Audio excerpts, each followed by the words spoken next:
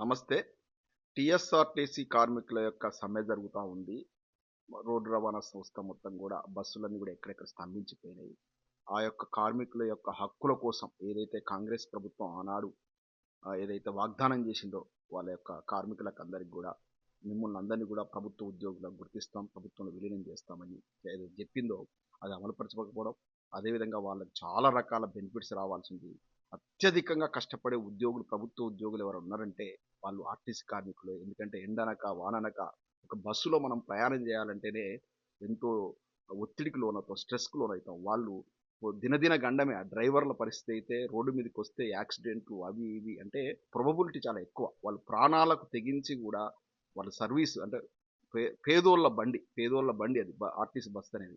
పేదలకు రవాణా సౌకర్యాన్ని కల్పించడం లోపల వాళ్ళను గూడా మనం మన సరిహద్దులో కాపలా కాస్తున్న సైనికులు ఎట్లో వీళ్ళు కూడా సేవ చేయడంలో ముందుంటారు ఎప్పుడు కూడా ఆర్టీసీ కార్మికులు. వాళ్ళ యొక్క జీవితాలు చాలా చాలా అగమ్య గోచరంగా తయారైనాయి. ఈ కాంగ్రెస్ ప్రభుత్వం వచ్చిన తర్వాత వాళ్ళని పట్టించుకున్న నాదుడే లేడు. సో ఇటువంటి దుర్భర పరిస్థితి లోపల వాళ్ళు స్ట్రైక్ పిలుపునివ్వడం, ఆ స్ట్రైక్‌లో పాల్గొనడం, ఈ ఈ ఉదంతాన్ని చూసిన ప్రభుత్వం స్పందించకపోవడంతో నిరాశ నిస్పృహలకు లోనైనటువంటి ఇవాళ నర్సంపేట డిపోకు చెందినటువంటి ఒక గౌడ్, శంకర్ గౌడ్ అనుకుంటా. ఆ కార్మిక నాయకుడు ఇవాళ ఆత్మహత్య చేసుకోవడానికి పెట్రోల్ పోసుకొని తగలబెట్టుకోవడం జరిగింది. అతను చావు బతుకులో కొట్లాడుతున్నాడు. అది జరిగి 2, 3 గంటలు కాకముందే భద్రాద్రిలో ఇంకొక కార్మికుడు ప్రభుత్వం స్పందించట్లేదన్న నిరాశ నిస్పృహలతో గడ్డి మందు తాగాడు. అది అతని పరిస్థితి కూడా చాలా ఆహ్, ప్రమాదకరంగా ఉన్నట్టు తెలుస్తా ఉంది. ఇవన్నీ చూస్తా ఉంటే అత్యంత బాధతో టీఎస్ఆర్టీసీ కార్మికులకు ఏదన్నా మన వంతుగా ఒక మోరల్ సపోర్ట్ చెప్పాలన్న ఉద్దేశంతో మీ ముందుకొచ్చాను. చావు అనేది ఎప్పుడు కూడా పరిష్కార మార్గం కాదు. మీ చావుతో మీ కుటుంబాలు వీధిన పడతాయి. ఎందుకంటే భార్య, పిల్లలకు రేపు మంచి చెడు చూసుకునేటువంటి ఒక ఆధారం పోతుంది. అంటే కుటుంబాన్ని మీరొక కష్టాల కూడలోకి నెట్టినట్టు ఎప్పుడైనా పోరాటమే సరేనే మన హక్కుల సాధన కోసం పోరాడాలి. మీకోసం బీఆర్ఎస్ పార్టీ, ఇతర ప్రతిపక్ష పార్టీలు ఖచ్చితంగా మీకు సపోర్ట్ ఉంటే ప్రధానంగా బీఆర్ఎస్ పార్టీ మీకు అండగా ఉంటుంది. ఎందుకంటే టీఎస్ఆర్టీసీ మొదటి నుంచి కూడా నష్టాల్లో ఉంది. కేసీఆర్ గారి హయాంలో కూడా నష్టాల్లో ఉన్నా కూడా అతను టైమ్ టు టైమ్ వడ్డీలు కట్టుకుంటూ అంటే ఆర్టీసీ కార్పొరేషన్ తీసుకొచ్చినట్టు అప్పులకు వడ్డీలు కట్టుకుంటూ, అదేవిధంగా ప్రతి నెల కొంత ఫినాన్షియల్‌గా సపోర్ట్ చేస్తూ ఆర్టీసీని ఆ 9 ఏళ్ల లోపల దాదాపు సుమారు ప్రతి సంవత్సరం 1500 నుంచి 2000 కోట్ల నష్టం ఉంటుండే. కానీ ఆయన వచ్చి కొన్ని కొన్ని యొక్క చర్యలు తీసుకోవడం వల్ల కొన్నిసార్లు మిశ్రమ ఫలితాలు వచ్చి లాభాలకు కూడా వచ్చింది. చివరికి ఏం చేశాడంటే ఈ నష్టాలు మనం ఊరికే సపోర్ట్ చేయడం ఎందుకు, వీళ్ళను ప్రభుత్వంలోనే విలీనం చేసుకుంటే అయిపోతుంది. 2023 లోపల అసెంబ్లీ యొక్క ఆమోదం పొందింది. ప్రభుత్వ ఉద్యోగుల 43,000 మంది ఆర్టీసీ కార్మికులను ప్రభుత్వంలో విలీనం చేసుకునే కార్యక్రమానికి కేసీఆర్ గారే నిర్ణయం తీసుకున్న బిల్లు కూడా ఆమోదం చెందింది. ఈ లోపల ఆ యొక్క కార్మికుల దురదృష్టమో ఏమో గాని ప్రభుత్వం మారడం. ఎందుకంటే అందులో టీఎస్ఆర్టీసీ కార్మికులు కూడా కాంగ్రెస్ పార్టీ వస్తే ఇంకేదో చేసి బీఆర్ఎస్ పార్టీని ఆదరించకపోవడం. ఇదే ముసుగు లోపల ప్రభుత్వ ఉద్యోగులు, ఇతర ప్రభుత్వ టీచర్లు వీళ్ళంతా కూడా మన రేవంత్ రెడ్డి చెప్పినటువంటి మాటలు విని కాంగ్రెస్ గవర్నమెంట్ వస్తే ఏదో మంచి జరుగుతుందని వాళ్ళంతా ప్రభుత్వ ఉద్యోగులు సపోర్ట్ చేయడం వల్ల కూడా బీఆర్ఎస్ ప్రభుత్వం ఓడిపోవడానికి అంటే ప్రభుత్వం పోవడానికి కారణమైంది. ఇవాళ ఆకునూరి మురళి నేతృత్వంలో కమిటీ వేసేసి ఆ టీచర్ల యొక్క జీతాలను కూడా తగ్గించేటువంటి పరిస్థితి ఒక ఒక దుశ్చర్యకు ఒడిగడతా ఉంది కాంగ్రెస్ ప్రభుత్వం. ఈ విధంగా అన్ని ప్రభుత్వ ఉద్యోగులకు కూడా ఇవాళ చాలా గడ్డు పరిస్థితి ఎదుర్కొంటా ఉంది. రాష్ట్ర ప్రభుత్వం కంప్లీట్ దివాలా అంచనా ఉంది. ఈ 2.5 ఏళ్ల లోపల 3.5 లక్షల కోట్ల అప్పులు తీసుకొచ్చి అప్పనంగా బుక్కారు.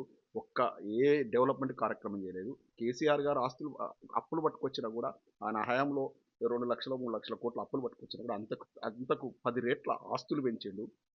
అదేవిధంగా కేసీఆర్ గారి ఆధ్వర్యం లోపల ప్రభుత్వం 9 ఏళ్ల పాలన లోపల 2014లో ఆయన అధికారంకి వచ్చినప్పుడు మన సింగరేణి సింగరేణి సంస్థ అప్పుడు అంతంత మాత్రం లాభాల ఉన్నటువంటి దాన్ని దాదాపు ఆయన 9 ఏళ్ల కాలం లోపల ఎంత మెరుగైనటువంటి లాభాలు వచ్చే విధంగా చూశాడో చూడండి. అంటే 2013, 14 ఆర్థిక సంవత్సరంలో సింగరేణి లాభాలు ఓన్లీ 400 కోట్లుంటే కేసీఆర్ గారు దిగిపోయే నాటికి 2022, 23 నాటికి ఆ యొక్క లాభాలు 2,000 కోట్లకు తీసుకొచ్చిండు. ఆ లాభాల్లో కూడా వాటాను తను సబ్సిడీ అంటే బోనస్ రూపం లోపల తను 32% పెంచినటువంటి ఉదంతాన్ని మనం చూశాం. అంటే కేసీఆర్ గారి వల్ల సింగరేణి సంస్థ ప్రైవేట్ పరం కాకుండా కాపాడబడింది. లాభాల బాటను పట్టించాడు. ఆర్టీసీని కూడా తీవ్రమైనటువంటి ఆర్థిక ఇబ్బందులు పోకుండా ప్రతి సంవత్సరం కూడా ఆర్థికంగా ప్రభుత్వం నుంచి సపోర్ట్ ఇస్తూ కాపాడుకుంటూ వచ్చిండు. అయినా కూడా ఆనాడు ఈ కాంగ్రెస్ నేతలు చెప్పినటువంటి మాటలు కార్మికులు సమ్మకపోతే కూడా కేసీఆర్ గారు చెప్పారు, వీళ్ళ మాటలు నమ్మి మీరు నష్టపోతారు, మీరు వాళ్ళ మాటలు నమ్మొద్దు, ఏదైనా నీ మంచికైనా చెడుకైనా నేనే ఉన్నా, తెలంగాణ రాష్ట్రాన్ని కొట్లాడి తీసుకొచ్చిన, మీకెంతో నేను చేయడానికి సిద్ధంగా ఉన్నా అని చెప్పినా కూడా వినలేదు కార్మికులు. అప్పుడు వీళ్ళ ఉచ్చుల పడ్డ తర్వాత రియలైజ్ అయ్యి మళ్ళీ వాళ్ళే వేడుకొని మళ్ళీ ఏదైతే సమ్మె విరమించి వచ్చారో వాళ్ళకు బాగు చేయడం కోసం ప్రభుత్వ ఉద్యోగులు 43,000 మంది ఆర్టీసీ ఉద్యోగులు ప్రభుత్వంలో విలీనం చేసుకోవడం కోసం శ్రీకారం చుట్టిన కేసీఆర్ గారు అసెంబ్లీలో కూడా ఆమోదం చెందారు. ఆ బిల్లును ఇంప్లిమెంట్ చేసేటువంటి సోయి కాంగ్రెస్ వాళ్ళకి లేదు. ఇప్పుడు ఏమేమో చెప్తున్నారు, అది అంత ఈజీ కాదు, అది కాదు ఇది కాదని కాంగ్రెస్ వాళ్ళు సొల్లు కబుర్లు చెప్తా ఉన్నారు. వీళ్ళు ఎప్పుడు కూడా కార్మికుల పక్షపాతి కాదు. అన్ని వ్యవస్థలను సర్వనాశనం చేశారు కాంగ్రెస్ ప్రభుత్వం వచ్చిన తర్వాత.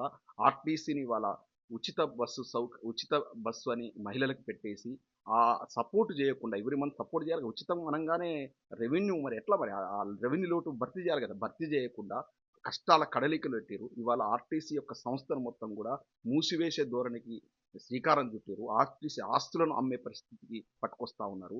వీళ్ళు కాంగ్రెస్ వాళ్ళు వచ్చారంటే చాలా ఇంతకుముందు కూడా ఎన్నో ప్రభుత్వ సంస్థలు మూతపడ్డాయి. అదేవిధంగా ఆజాం జాహీ మిల్లును కూడా తీసుకోవచ్చు. కాంగ్రెస్ పార్టీ ఆధ్వర్యంలోనే ఆ ప్రభుత్వ కాలంలోనే అది మూతపడ్డది. ఈ విధంగా పరిశ్రమలు అనేక మూతపడ్డాయి. వీళ్ళు ఒక పరిశ్రమ నెలకొల్పరు, ఉన్న వాటిని మూతవేస్తారు. ఇవాళ అతిపెద్ద ఉద్యోగులకు